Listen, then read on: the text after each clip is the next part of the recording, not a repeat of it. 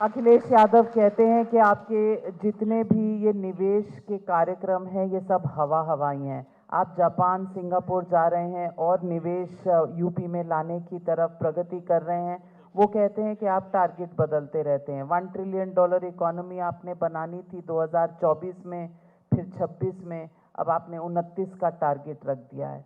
ये आपकी नोकझोंक आर्थिक पर ही रहती है और भी चीज़ों पर है? देखिए,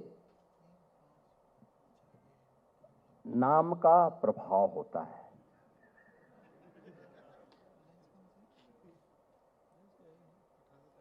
टीपो को हम किस नाम से मानते हैं देश के अंदर, जिसने भारत और भारतीयता को रौंदने का काम किया था। कुछ लोग आज भी उसी मानसिकता के साथ काम करना चाहते हैं। ये विजनलेस है। इनमें विकास और अर्थव्यवस्था की कोई सोच नहीं है। न किया है न करने देंगे, ये संकल्प लेकर के, क्योंकि इनके लिए अपना परिवार ही सब कुछ है। उन्होंने अपने परिवार को ही प्रदेश मान लिया है और ये मानते हैं कि जो कुछ मेरे परिवार पर फिट बैठेगा वही प्रदेश के लिए ठीक हो जाएगा। इसलिए परिवार से बाहर सोच ही नहीं सकते। इसलिए उन्होंने अपने समय में सुरक्षा का वातावरण नहीं दे पाए।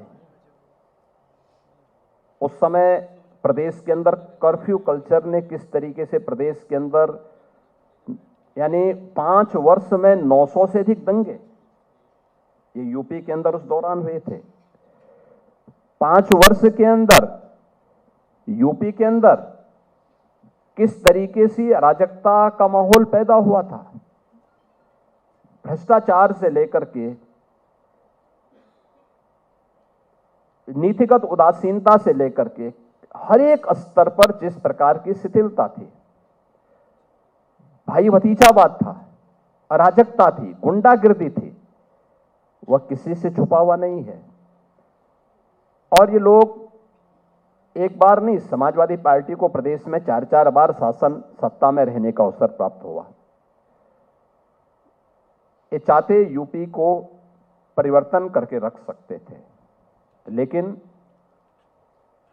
उन्हें भाई भतीजेवाद और जातिवाद की राजनीति से जब फुर्सत हो, तुष्टीकरण की नीति पर चल करके भारत की आस्था पर प्रहार करना और उसके माध्यम से अर्थव्यवस्था को कुंठित करना, उसको रोकना, उसकी रफ्तार को, उसकी स्पीड को कम करना, ये इनकी प्रवृत्ति बन चुकी थी। इसलिए ये लोग अपने समय में तो कुछ किए नहीं, लेकिन अगर कोई करना चाहता है तो उसको भी न करने के लिए दुष्प्रचार का एक माध्यम अपनाते हैं। और लगातार इनके स्तर पर इस प्रकार का दुष्प्रचार चलता है।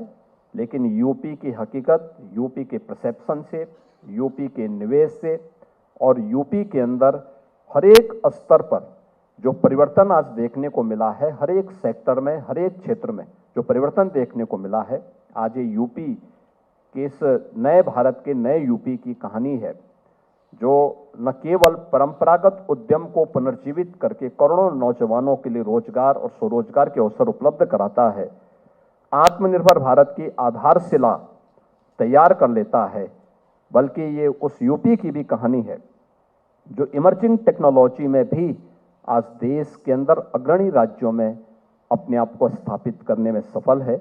और मुझे लगता है कि ये वही लोग हैं जो दावे तो बड़े बड़े करते हैं, लेकिन इनकी सोच पर और इनके आर्थिक ज्ञान पर हम लोगों को स्वयं हंसी आती है।